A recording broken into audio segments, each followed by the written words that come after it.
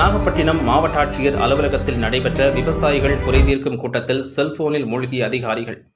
நாகப்பட்டினம் மாவட்ட ஆட்சியர் அலுவலகத்தில் விவசாயிகள் குறைதீர்ப்பு கூட்டம் மாவட்ட வருவாய் அலுவலர் பேபி தலைமையில் நடைபெற்றது. இக்கூட்டத்தில் நாகப்பட்டினம், கீழ்வேலூர், திருக்குவளை, தலைஞாயிறு, வேதாரண்யம், கோடியக்கரை உள்ளிட்ட பகுதிகளில் இருந்து 100க்கும் மேற்பட்ட விவசாயிகள் மற்றும் வேளாண் இணை இயக்குநர் மற்றும் பொதுப்பணித்துறை, வருவாய்த்துறை உள்ளிட்ட பல்வேறு துறை மாவட்ட அதிகாரிகள் பங்கேற்றனர்.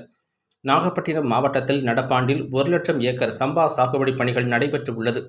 இயற்கை காட்டிய கருணை மழை காரணமாக தற்போது சம்பா சாகுபடிகள் நடைபெற்று வரும் நிலையில் பனிப்பொழிவு, கனமழை உள்ளிட்ட இயற்கை பேரிடர்களில் இருந்து பயிர்களை காப்பாற்றி வரும் நிலையில் சங்கமங்கலம், அழிஞ்சமங்கலம் உள்ளிட்ட பகுதிகளில் 1000க்கும் மேற்பட்ட ஏக்கரில் பயிரிடப்பட்டிருந்த 70 நாள் சம்பா பயிர்கள் பன்றிகளின் தொல்லையால் பயிர்கள் முற்றிலுமாக நாசமாகிவிட்டது.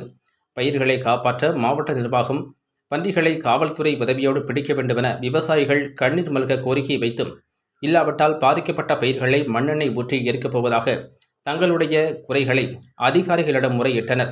அப்போது அதனை குறிப்பிடுத்து நடவடிக்கை எடுக்க வேண்டிய அதிகாரிகள் அலட்சியமாக செல்போன் பார்த்து கொண்டு இருந்தனர்.